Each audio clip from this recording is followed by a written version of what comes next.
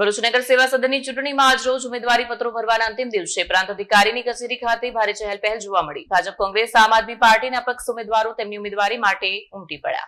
ભરૂચ જિલ્લામાં આગામી 24 એપ્રિલે યોજાનારી સ્થાનિક સ્વરાજ્યની ચૂંટણીઓને લઈને રાજકીય માહોલ ગરમાયો છે। આજ ઉમેદવારી નોંધાવવાનો છેલ્લો દિવસ હોવાથી ભરૂચ શહેર સહિત જિલ્લામાં રાજકીય ચહેલપહેલ જોવા મળી। ભાજપ દ્વારા ગતરોજ મોડી રાત્રે પોતાના ઉમેદવારોની યાદી જાહેર કરવામાં આવી, જેના આધારે પાર્ટીના ઉમેદવારો મોટી સંખ્યામાં સમર્થકો સાથે કલેક્ટર કચેરી, તાલુકા પંચાયત કચેરીએ ઉમેદવારી માટે પહોંચ્યા। ભરૂચ નગરપાલિકાની ચૂંટણીના ઉમેદવારી પત્રો પ્રાંત અધિકારીની કચેરીમાં ભરવામાં આવ્યા, જ્યારે ભરૂચ તાલુકા પંચાયત અને જિલ્લા પંચાયતોની બેઠકના ઉમેદવારોએ તેમના ઉમેદવારી પત્રો તાલુકા પંચાયત કચેરી ખાતે ભર્યા હતા। નમસ્કાર, મારું નામ જયરાજસિંહ નરેન્દ્રસિંહ પરમાર। આજ રોજ મેં શુક્લટીટ 28 જિલ્લા પંચાયતની સીટ પરથી ભારતીય જનતા પાર્ટીના ઉમેદવાર તરીકે મેં મારી ઉમેદવારી નોંધાવી છે। મારી સાથે તવરા, નિકોરા, શુક્લટીટ અને જનોર એ ચારે ચાર તાલુકા પંચાયતના ઉમેદવારોએ મારી સાથે ઉમેદવારી નોંધાવી છે। મને સંપૂર્ણ વિશ્વાસ છે નરેન્દ્ર મોદી સાહેબની વિચારધારા, માન્ય ભૂપેન્દ્રભાઈ પટેલ સાહેબના જે કાર્યો છે વિકાસના, અને અમારા વાગડા વિધાનસભા 151ના ધારાસભ્ય શ્રી અરુણસિંહ રાણાજીની જે વાગડા અને પૂર્વ પટ્ટીમાં જે ખાસ વિકાસના કાર્યો છે અને એમની જે સૌને સાથે લઈને ચાલવાની જે એમની વૃત્તિ છે, એમની પદ્ધતિ છે, એના આધારે હું એવું કહી શકું કે શુક્લટીટ જિલ્લા પંચાયત પર ચારે ચાર સીટ પર ભાજપનું કમર અને શુક્લટીટ જિલ્લા પંચાયત પર મને સંપૂર્ણ જીતનો વિશ્વાસ છે। ભારત માતા કી જય, જય જય ગરવી ગુજરાત। સ્થાનિક સ્વરાજ્ય ચૂંટણી પર્વ 2026 અંતર્ગત ભરૂચ નગરપાલિકાના વોર્ડ નંબર 4માંથી અમો 4 ઉમેદવાર પર ભારતીય જનતા પાર્ટીએ પસંદગી ઉતારી છે। હું હેમેન્દ્ર પ્રજાપતિ, પ્રજ્ઞેશભાઈ પટેલ, દક્ષાબેન વસાવા અને જિજ્ઞાસાબેન પટેલ। પહેલાં તો અમારી પસંદગી ઉતારી તે બદલ અમે પ્રદેશ મોવડી મંડળનો, જિલ્લા મોવડી મંડળનો, ભરૂચના ધારાસભ્ય શ્રી રમેશભાઈ મિસ્ત્રી, ભરૂચના સાંસદ શ્રી મનસુખભાઈ વસાવા તથા તમામ કાર્યકરો અને તમામ હોદ્દેદારોનો અમે આભાર માનીએ છીએ। અને સૌથી વધારે આભાર અમે અમારા વોર્ડ નંબર 4ની અને ભરૂચની પ્રજાનો માનું છું કે ફરીથી અમને તક આપી છે। એ તકનો અમે સદુપયોગ કરીશું અને ભરૂચમાં વિકાસ એ વધુ પડતા વેગવંતો બને તેના માટેનો પ્રયત્ન કરીશું। આ વખતે જો તમે ચૂંટાઈને આવશો તો તમારું પહેલું કામ કયું હશે? ભરૂચના મુખ્ય રસ્તા અને ટ્રાફિક વ્યવસ્થાનો સુરત થાય તેના માટેની અમારી પહેલી પ્રાયોરિટી રહેશે। તમારા વોર્ડમાંથી 2 નવા સભ્યોને પણ ટિકિટ ઉમેદવારી કરવાની તક મળે? ભારતીય જનતા પાર્ટીમાં કોઈ પણ ઉમેદવાર નવો નથી હોતો, કારણ કે એ રોજે રોજ કામમાં હોય છે, એટલે અનુભવના બેઝ પર જ હોય છે। આ સાથે જ આમ આદમી પાર્ટી અને અપક્ષ ઉમેદવારો પણ પોતાની દાવેદારી નોંધાવવા માટે ભારે ઉમંગ સાથે આગળ આવ્યા। ભરૂચ નગર સેવા સદનના વોર્ડ નંબર 9માં સતત 6 ટર્મથી ચૂંટાતા સતીશ મિસ્ત્રીએ આ વખતે અપક્ષ ઉમેદવારી નોંધાવી છે। તેઓ 3 વખત ભાજપમાંથી અને 3 વખત અપક્ષ ઉમેદવાર તરીકે ચૂંટાઈ આવ્યા છે। મારું નામ સતીશ કાનજીભાઈ મિસ્ત્રી, હું વોર્ડ નંબર 9માંથી સતત 7મી વાર ઉમેદવારી કરું છું। આ 4થી વખત અપક્ષ ઉમેદવારી કરું છું। આજ રોજ હું મારા કાર્યકરો સાથે ફોર્મ ભરવા આવેલ છું। વોર્ડ નંબર 9ના વિસ્તારના લોકોની માંગ અને લોકોના એના હિસાબે મારે તાત્કાલિક ફોર્મ ભરવું પડે એમ છે, એટલે હું લોકોની લાગણીને ધ્યાન રાખું, હું અપક્ષ તરીકે ઉમેદવારી ભરું છું ને 100% જીતીશ, એમાં મને કોઈ શંકાના સ્થાન નથી।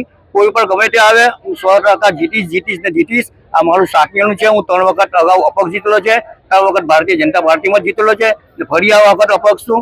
મારા વોર્ડના 9 લોકોની જનતાનો મને સદાય આશીર્વાદ છે। હું સદા કામ કરતો રહીશ એમના માટે। ભારત માતા કી જય।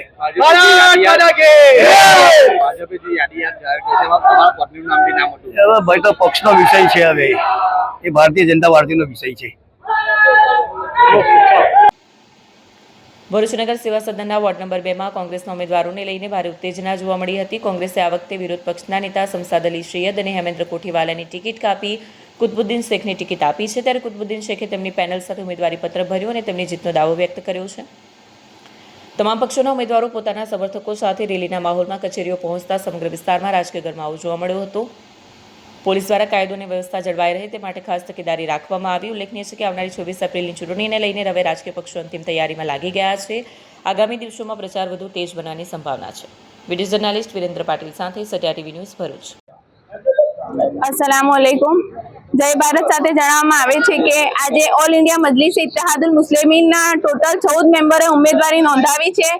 અને લાસ્ટ 5 વર્ષ પહેલાની 2021ની જે સ્થાનિક સ્વરાજ્યની ચૂંટણીમાં જે આવ્યું હતું રિઝલ્ટ, એના ઉપરથી આપણે વોર્ડ નંબર 10માં જે મેપ બદલાયું છે એના ઉપરથી ગ્રાઉન્ડ રિપોર્ટ પરથી કહી શકાય કે આ વખતે ઇન્શાઅલ્લાહ તાલા એમઆઈએમ વિપક્ષમાં બેસવા જઈ રહી છે.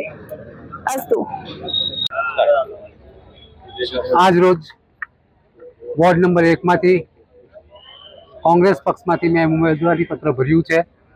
મારી સાથે રાબિયાબેન દાઉદભાઈ પટેલે પણ ઉમેદવારી પત્ર ભર્યું છે. જનતાના જે પ્રશ્નો છે વણ ઉકેલ્યા છે.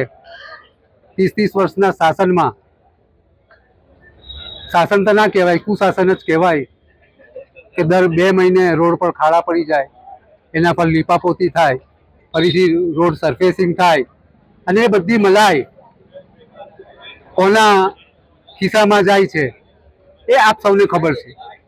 એને રોકવા માટે અમે તત્પર છીએ અને સુખાકારી કઈ રીતે ભરૂચની શહેરની જનતાને વધારે મળે, એમની જે ટેક્સના પૈસા છે એ પૈસાનું પૂરેપૂરું વળતર મળે, એના માટે અમે તનતોડ પ્રયત્ન કરીશું અને 100% અમે સત્તામાં આવીશું. તો જે પાછલા એમના જે કુકર્મો છે એના પર જે યોગ્ય કાર્યવાહી કરવાની થશે તે અમે કરવાનો ટ્રાય કરીશું.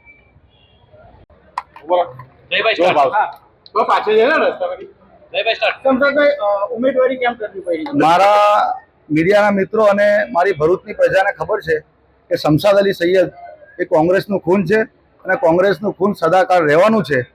મારા પાર્ટીનો આદેશ સર આંખો પર, શહેર કોંગ્રેસ સમિતિનો ઓર્ડર સર આંખો પર, એટલે વધુ વિગતમાં તમને નહીં કહી શકું, પણ પાર્ટી મારા માટે સર્વોપરી છે. આજે પણ ને આવતીકાલે પણ હું કોંગ્રેસનું ખૂન છું ને કોંગ્રેસનું ખૂન રહીશ. રાહુલ ગાંધી કહેશે કે આવતીકાલે શમશાદ સૈયદ મારું બેનર લગાવો, હું બેનર લગાવો રોડ પર ચાલ્યો જઈશ, ખુરશી પાથરો તો ખુરશી પાથરવા ચાલ્યો જઈશ. કોંગ્રેસ મારા માટે સર્વપ્રથમ. કોંગ્રેસ પાર્ટી મારા માટે સૌપ્રથમ કોંગ્રેસનો આદેશ સર આંખો પર, કોંગ્રેસનો આદેશ સર આંખો પર. કોંગ્રેસ પાર્ટી માટે હંમેશા લડ્યા છે. આજે બી કોંગ્રેસમાં છીએ અને કાલે બી કોંગ્રેસમાં છીએ, અને કોંગ્રેસનું જ ખૂન છે અને કોંગ્રેસનું જ રહેવાનું છે. તો 16 તારીખ સુધી અમે રાહ જોઈ છે.